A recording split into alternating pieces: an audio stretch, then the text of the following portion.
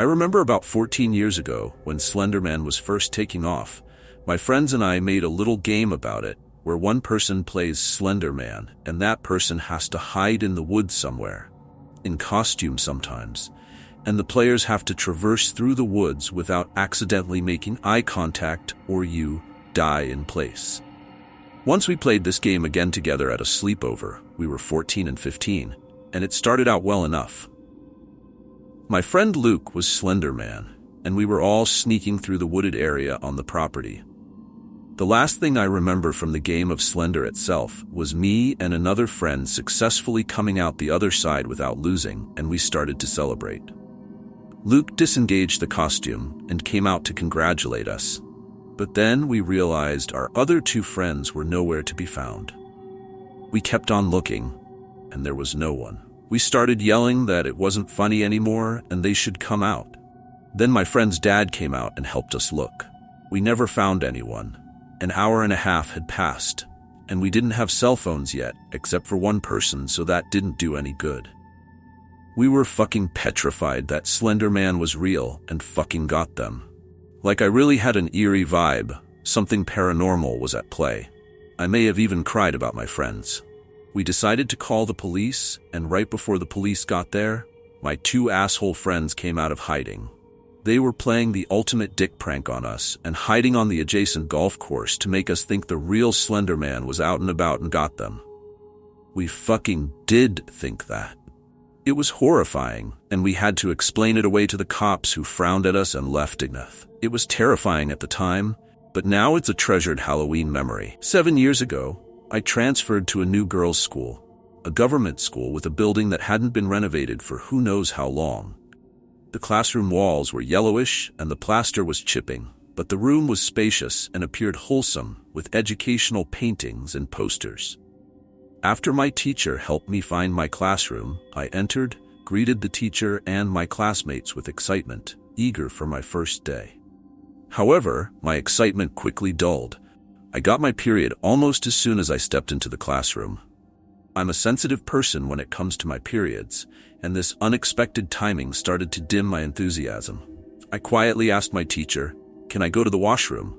But to my embarrassment, she refused loudly, sparking curiosity among my classmates. I couldn't handle the whispers and gossip, so I approached her again, saying directly, "I need to use the washroom because I got my periods." She finally let me go. I hurried back to my bench, picked up my school bag. I was too embarrassed to take my pad out in front of everyone, and left without another word. My teacher looked puzzled and asked, "Why are you taking your bag?"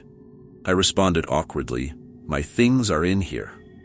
She allowed me to go, seemingly speechless. The school washroom was separate, situated at the far corner of the courtyard. As I made my way there, I felt as if every eye was on me. Everyone could see me, and I awkwardly ran, hearing faint laughter as I reached the washroom. I calmed myself, found a pad in my bag, and finally took in my surroundings.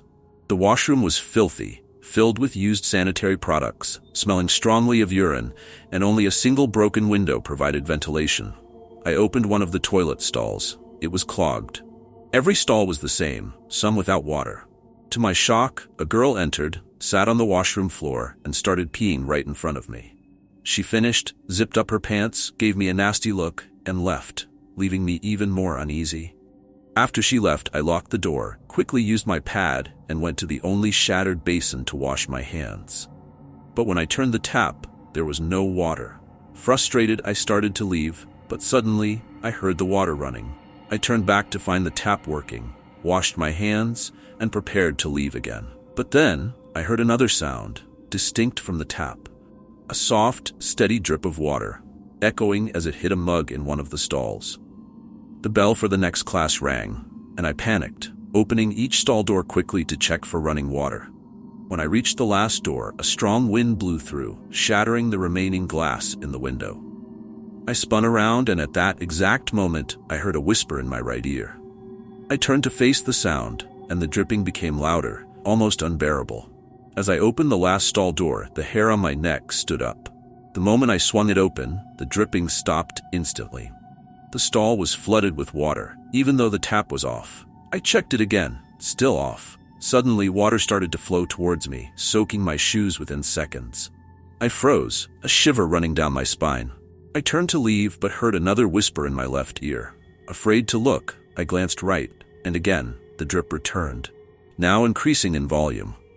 The tap, which I had turned off tightly, was now releasing water rapidly, flooding the stall once more. I stood there, transfixed, as the water suddenly stopped. Just then, a loud bang on the door jolted me out of my stupor.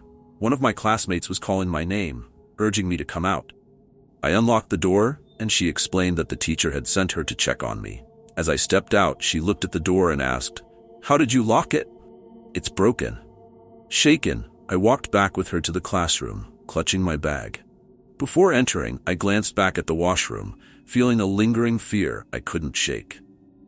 That night, I came down with a high fever, which lingered even after my period ended. I cried in my sleep, which had never happened before. Eventually, I recovered and returned to school, made new friends, and shared my story. That's when I learned the dark history behind the washroom. A year before I transferred, there had been numerous complaints about strange noises in the old washroom. The principal dismissed them as rumors, believing the girls were just trying to scare each other. But one incident changed everything. Right before summer break, a girl went into the washroom and didn't return. When a teacher went to check on her, the door was locked from the inside, and the girl wouldn't respond. The teacher was about to get help when she heard screams from inside the washroom. The principal and the watchman arrived and forced the door open. Inside, they found the girl unconscious on the floor, her fingertips and lips turned purple. She later claimed she didn't remember anything and denied having screamed. All she recalled was a whisper in her ear before everything went blank. After that, the principal ordered the washroom to be rebuilt, but they only demolished part of it. The new washroom was constructed right next to the remnants of the old one. Although girls still complained occasionally, nothing serious happened after that. But I know what I experienced.